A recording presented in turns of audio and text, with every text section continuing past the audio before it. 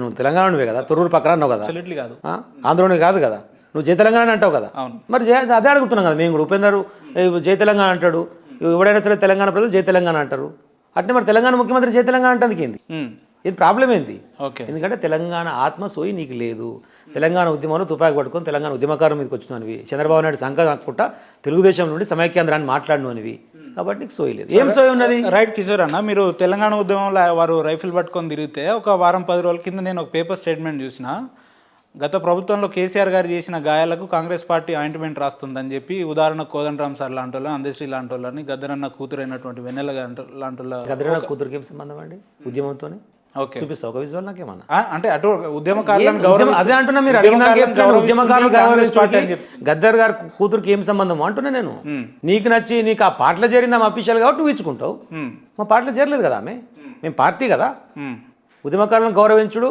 ఈ ఇద్దరు ముగ్గురు ఎవరైతే 2014లో పోయి సోనియా గాంధీతో కలిసి కాంగ్రెస్ని గెలిపియమని చెప్పి తిరిగిర్రో వాళ్ళని తీసుకొచ్చి పదవిస్తారా అంటున్నాను పక్క పార్టీ వాడు. ఏం తెలియదు నాకు అర్థం. కోదండరాంపై సోనియా గాంధీని కలిసి వచ్చింది కదా 2014లో. రేటు మా సపోర్ట్ మీకే చెప్పొచ్చు కదా. ఉద్యమకారుల పట్ల గౌరవం లేదంటారా? ఉద్యమకారుల పట్ల గౌరవం ఎందుకు లేదు? ఉద్యమకారుల పట్ల గౌరవం లేదే డాక్టర్స్ నుంచి ఒకరికి, న్యాయవాదుల నుంచి ఒకరికి, అమరవీరుల కుటుంబాల నుంచి ఒకరికి, విద్యార్థుల నాయకు నుంచి మా అందరికి ఎందుకు అవకాశాలు ఇచ్చారు? మేమందరం ఎడికిలో వచ్చినాం, రాజకీయ కుటుంబాల, మేము పడేలు పడవాళ్ళ నుంచి వెనక నుంచి వచ్చిన వాళ్ళమా. ఉత్తగా ఉస్మాన్ యూనివర్సిటీ ఉద్యమాల్లో పాల్గొని 100 కేసులు పెట్టుకొని తెలంగాణ కోసం కొట్లాడినాం.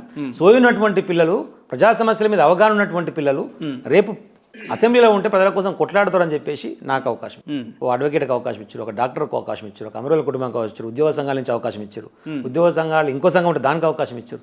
ఇయ్యంది ఎక్కడ అవకాశం? అంటే విద్యార్థి సుమన్ గారు, గాదర్ కిషోర్ గారు, పిడమర్తి రవి గారు, ఎర్రల సీనన్న వీళ్ళే కనిపిస్తారు. అంటే వీళ్ళు ఉద్యమకారులు కాదా? అంటే వీళ్ళు నలుగురే ఉద్యమకారులు కాదా అంటున్నా నేను. మిగతా వాళ్ళు ఉద్యమకారులు కాదా అంటున్నా. మిగతా వాళ్ళని విస్మరించి వీళ్ళు ఉద్యమకారులు కాదా అంటున్నా.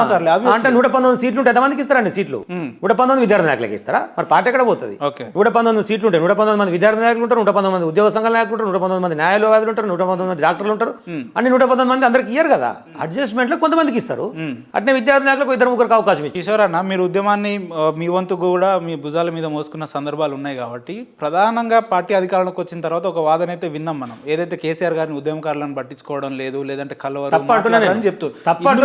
తెలియదు మీకు, తెలియక మీకు అవగాహన లేక మీరు ఎప్పుడైనా కలిసిర్రా కేసీఆర్ గారిని? మీరు ఎప్పుడైనా ప్రయత్నం చేసిర్రా? మెట్లేపుతో కలవడని, కార్లు పుట్టించి నోటికి ఏదో మాట్లాడడం అనేటువంటిది కరెక్ట్ కాదు. కేసీఆర్ ఇప్పుడు నువ్వు నేను చెప్తున్నా, ఏడాది కాలంలో ఒకసారి రేవంత్ డౌన్లోడ్ కలిసి తీరు లెక్క నేను దేనికైనా సిద్ధం. ఎమ్మెల్యేలు ఎంతమంది కలిసి చూపి నాకు, ఏ ఉద్యమకాన్ని కలిసి చూపి నాకు. ముత్తుకుంటారండి కాంగ్రెస్ పార్టీ ఎమ్మెల్యేలు. మీరు పోయి వాళ్ళ దగ్గర మైక్ పెట్టి అడుగురు, ఒక్కోసారి వాళ్ళు ఏడుపు ఒకటే తక్కువ వాళ్ళది. ఇప్పుడు సింపుల్ ఇప్పుడు ఏం నడుస్తుంది తెలుసా? అలీబాబా 40 దొంగలు ఉండే ఇంత ముందుకు, ఇప్పుడు అలీబాబా 4 దొంగలు అని పడ్డది. అలీబాబాడు రేవంత్ రెడ్డి, 4 దొంగ రోజులు నల్లదమ్ములు. ఈ 5 తప్ప ఈ రాష్ట్రం ఎవ్వరు కూడా బాగుపడతలేదు. కాంగ్రెస్ పార్టీ వాళ్ళ కోసం వచ్చేట్టుగా ఉంది అధికారంలోకి అని వాళ్ళ పార్టీ ఎమ్మెల్యేలు అంటున్నమాట, నేను అంటున్నది కాదు ఇది. వాళ్ళ పార్టీ ఎమ్మెల్యేలు, వాళ్ళ పేర్లు చెప్తే బాగుండదు. వాళ్ళ పార్టీ ఎమ్మెల్యే అంటున్న మాట. వాడిని పట్టుకొని వాడు ఉద్యమానికి ద్రోహం చేసిన ఉద్యమకారులను గౌరవిస్తాడా? ఉద్యమం కోసం పనిచేసిన వాళ్ళని గౌరవిస్తాడా? ఉద్యమకారులను గౌరవిస్తారు కాబట్టి ఉద్యమకారులను ఎక్కడ తీసుకుపోయి పెట్టాలో ఒక స్వామి గౌడ్ని తీసుకుపోయి శాసనమండలి చైర్మన్ చేసండి. మొదటి శాసనసభలో ఎవరికి అవకాశం వచ్చింది? మధుసూదనాచార్యని తీసుకొని వచ్చి కూర్చోబెట్టండి స్పీకర్ దాని మీద. మాలాంటి వాళ్ళని ఎమ్మెల్యేలను చేసిండు. ఇంకేమి ఇస్తారు అవకాశాలు? అందరికి 119 ఒకరికి ఇయ్యలేరు కదా. కార్పొరేషన్ చైర్మన్లలో కూడా అటు రాకేష్కు, ఇటు వాసుకు, ఇంకా అవకాశం ఉన్న వాళ్ళు ఎవరైతే ఉన్నారో, ఒక ఎస్సీ కమిషన్ చైర్మన్ చేసిండు, ఒక ఎస్సీ కార్పొరేషన్ చైర్మన్ చేసిండు, అవకాశం ఉన్న వాళ్ళకి ఇస్తారు కదా. ఇప్పుడు ఉద్యమకారులుగా కూడా అవకాశం ఇస్తే, నేను పార్టీగా ప్రభుత్వం నడిపేటప్పుడు నా పార్టీలో ఉన్న వాళ్ళకి ఇవ్వాలి కానీ మొత్తం కాంగ్రెస్ పార్టీ ఉద్యమకారులు తీసుకొచ్చిస్తారా అండి? నాకు అర్థం కాదు. కాంగ్రెస్ పార్టీ ఉన్నాడు కూడా నేను కూడా ఉద్యమం చేసిన అంటాడు. ఇప్పుడు వాళ్ళు తీసుకొచ్చిస్తారా పార్టీలో పదవి? ఇయ్యరు కదా. నా పార్టీలోనే కదా నేను పదవి ఇచ్చేది, అవకాశం ఇచ్చేది. పార్టీగానే కదా నేను ప్రభుత్వాన్ని నడిపేది. కాబట్టి తెలియక కనిపిస్తే చాలా మంది అంటారు, ఉద్యమకారులను గౌరవించినా, ఉద్యమకారులను పట్టించుకున్నా, ఈ తెలంగాణ సోయితో పనిచేసినా అది కేసీఆర్ గారితోనే సాధ్యమైంది. కాబట్టే ఏడాదికి అభివృద్ధిగా తీసుకుపోయి అభివృద్ధి రేటును పెంచిండు, వ్యవసాయ వృద్ధి రేటును పెంచిండు. దాదాపు 15 to 17% ఎవ్రీ ఇయర్ పెంచుకుంటూ పోయి ఒక్క కరోనా సందర్భంలో మాత్రమే అన్ని రాష్ట్రాల మైనస్ అయినా మన దగ్గర ఒక 2% మాత్రమే వృద్ధి రేటు వచ్చింది. అట్లా కూడా మైనస్ కాలం మనకు 2% వచ్చింది వృద్ధి రేటు. కానీ ఈ ఏడాది కాలంలో మన వృద్ధి రేటు 15% రావాల్సింది తగ్గింది. అంటే ఏం చేసినట్టు రేవంత్ రెడ్డి? ఏడాది కాలంలో వృద్ధి రేటు తగ్గి దాదాపు 6,000 కోట్లు గతం కంటే తగ్గింది. ఈసారి విరగాల్సినటువంటి 5-6 వేల కోట్లు తగ్గింది. అంటే మొత్తం 12,000 కోట్లు. ఇక్కడ మీరు ఒకటి గుర్తుపెట్టుకోవాలి.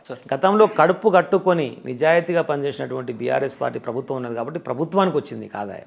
వీళ్ళు వచ్చిన తర్వాత మొత్తం కాంగ్రెస్ పార్టీలు వీళ్ళ జోబులు నింపుకుంటారు కాబట్టి 12,000 కోట్ల ఆదాయం తగ్గింది. ఆ 12,000 కోట్లు కాంగ్రెస్ పార్టీ నాయకుల జోబులకు పోయినాయి. ఇది నా బాధ. ఎట్లా చెప్తారన్నా జేబులోకి వెళ్ళిన తగ్గింది. ఎంత తగ్గిందో చెప్పారు. 12,000 కోట్ల ఆదాయం తగ్గింది. ఎందుకు తగ్గింది చెప్పిన. దేనికి తగ్గింది, కారణం ఏంది? అంటే ఆ డబ్బులన్నీ కూడా మళ్ళీ అన్నట్టే కదా. ప్రభుత్వానికి రావాల్సినటువంటి ఆదాయం మీ జోబులకు మళ్తున్నాయి అంటున్నా నేను. అప్పుడు మేము కడుపు కట్టుకొని పనిచేసినాం కాబట్టి అవినీతికి అవకాశం లేదు కాబట్టి గవర్నమెంట్ పెరిగింది డబ్బు. ఇప్పుడు పొద్దుగాల ఇప్పుడే చెప్పినా కదా అలీబాబా 4 దొంగలని, అది నడుస్తుంది కాబట్టి ప్రభుత్వ ఆదాయం తగ్గి మీ జోబులు. తప్పేముందన్న, గతంలో కేసీఆర్ గారు కుటుంబ పాలన రీతిలో చేసినారు. మేము మా అన్నదమ్ములు కూడా అధికారికంగా ఏ పదవులో లేరు కదా, అటువంటిది మమ్మల్ని ఎందుకు బదనాం చేస్తారు? కుటుంబ పాలన రీతిలో ఏం చేశారు? కుటుంబ పాలన అధికారాన్ని కూడా వాళ్ళ కుటుంబాలకు ఇచ్చుకున్నారని చెప్పి పదవి ఇచ్చుకున్నారంటే పబ్లిక్ లో కొట్లాడొచ్చారు. సిరిసిల్ల ఎమ్మెల్యే సిద్దిపేట కొట్లాడొచ్చాడు హరీష్ రావు గారు. ఉద్యమాలు ఉన్నారు, నువ్వన్నావు, నేనలే. నువ్వన్న స్టేట్మెంట్ నాకెందుకు పూస్తావు? రేవంత్ రెడ్డి కుటుంబ పాలన నేను ఎక్కడ నువ్వన్నావు. ఇప్పుడు ఏమన్నా కేసీఆర్ గారిది కూడా అంటే కేసీఆర్ గారు వాస్తవం కాబట్టి చెప్తున్నా. అలీబాబా 4 దొంగలు అనేది వాస్తవం, వాళ్ళదే నడుస్తున్నది, వాళ్ళు మాత్రమే చెప్తున్నారు.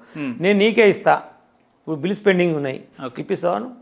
ఓపెన్ నేను మాట్లాడి మా వివేకానంద అసెంబ్లీలో 10% తీసుకొని ఇస్తున్నారండి బిల్లుల కమిషన్. ఏంది దరిద్రం, ఈ దౌర్భాగ్యం? 10% కమిషన్ తీసుకొని ఇస్తున్నారు.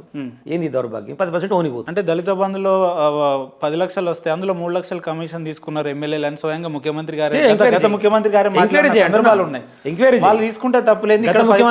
గత ముఖ్యమంత్రి చేయలే, ఎక్కడ స్టేట్మెంట్ లేదు. గత ముఖ్యమంత్రి ఏంటంటే మాట్లాడలే. అది మీడియా కల్పించినటువంటి అంశం. కేసీఆర్ గారు ఎక్కడా మాట మాట్లాడాలి. 10 ఏళ్ల కాలంలో ఎమ్మెల్యేలు ఒక్క రూపాయి కూడా అవినీతి చేయలేదు. చెయ్యి అంటున్నా నేను. నీ దగ్గర ఉంది కదా ఎంక్వైరీ, అందరి మీద వేస్తున్నావు కదా, కేసులు పెడతా అంటున్నావు కదా, నా మీద కూడా ఎంక్వైరీ చెయ్యి. ఏం చేస్తావు? ఎంక్వైరీ చేయాలని కోరుకుంటున్నారు. చెయ్యి అంటున్నా నేను. ఎంక్వైరీ అయినా ఎందుకు కోరుకుంటా? దమ్ము ఉంది కాబట్టి, నిజాయితీ ఉన్నా కాబట్టి కోరుకుంటా. ఎంక్వైరీ అయినా కోరుకోడు. నువ్వు అంటున్నావు కాబట్టి మీరు చేసిరని చెప్పేసి మీ ముఖ్యమంత్రి అంటే మా ముఖ్యమంత్రి అనలేదు. ఏం చేయలేదు కాబట్టి. ఎందుకంటే అది ఎంతవరకు నిజాయితీగా ఉన్నాం కాబట్టి వాయిస్ గట్టి ఉంటుంది. ఎంతవరకు వాస్తవం తెలియదు కానీ కొంతమంది ప్రజల నుంచి వస్తున్న అపోహలు ఏంటంటే గాదర్ కిషోర్ కుమార్ గారి పేరు చెప్పంగానే ఏమంటారు అంటే ప్రధానంగా ఇసుక మాఫియా చేస్తాడు, లేదంటే ఉద్యమకారులను వాళ్ళ మీద దాడులకు ప్రేరేపిస్తాడు, ఏదో చెప్పాలిగా ఉంటాడు, మాసుకుంటాడు. అంటే అదే రకమైన వాదనలు ఎంతవరకు వాస్తవం అంటే అదే చెప్పాలంటున్నా. ఇప్పుడు నేనైతే ప్రభుత్వం లేను, నేను ఎమ్మెల్యేని గాను. ఓపెన్ డాష్ మీద చెప్పిన ఇసుక మీద నాకు 10 సంవత్సరాల 10 లక్షలు ఇచ్చినట్టుగా చూపిస్తే మళ్ళీ మీ సిగ్నేచర్ స్టూడియోలో ఉపేందర్కి చెప్తున్నా, నువ్వు పోయి మళ్ళీ ఎంక్వైరీ చేయి, నేను రాజకీయాలకి వెళ్ళి తప్పుకుంటా. 10 సంవత్సరాల నుంచి 10 లక్షలు 10 సంవత్సరాల 10 లక్షలు తీసుకున్నట్టుగా మీరు చూపిస్తే నేను రాజకీయాలకి. మరి ఎందుకన్నా నిప్పులేందే జనరల్ గా పొగరాదంటారు కదా, పుట్టిస్తారు కదా మీలాంటి వాళ్ళు. మాలాంటి వాళ్ళు మీలాంటి ఛానలే పుట్టిస్తే కదా. అప్పుడు ఇంకో ఛానల్ కూడా ఉండే, వాడు పుట్టించిండు. ప్రజలకు ఏముంటుంది? ప్రజలు అంత బలంగా నమ్మాల్సిన. నేను ఇప్పుడైతే నేను అదే చెప్తున్నా. ఇప్పుడు నేను గవర్నమెంట్లో లేను, నేను ఎమ్మెల్యే కాదు. నువ్వు ఎంక్వైరీ చేయప్పుడు అంటున్నా. అప్పుడంటే సరే ఒకవేళ నేను ఎమ్మెల్యేని గవర్నమెంట్ ఉన్నట్టు భయపడ్డా అనుకుందాం, ఓకే. ఇప్పుడైతే నేను కాదుగా, ఇప్పుడు నడుస్తున్నాయి కదా.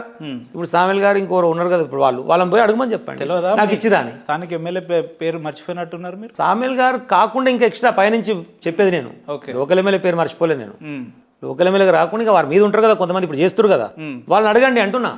వాళ్ళని పోయి అడగమనండి, పిలిచి ఇప్పుడు ఎవరైతే చేస్తున్నాడు ఇసుక దందా వాడిని పిలిచారే గత ఎమ్మెల్యేకి నువ్వు ఏమి ఇచ్చినారా, ఎంత ఇచ్చినారా అడిగితే వాడు చెప్తారు కదా. అప్పుడు అంటే సార్ నేను పవర్లు ఉన్నా ఎమ్మెల్యే కాబట్టి నా పేరు చెప్తాను భయపడ్డాడు. ఇంత ఓపెన్ ఆఫర్ ఇస్తున్నా, నువ్వే పోయాడు నాకేమి ఇచ్చారు.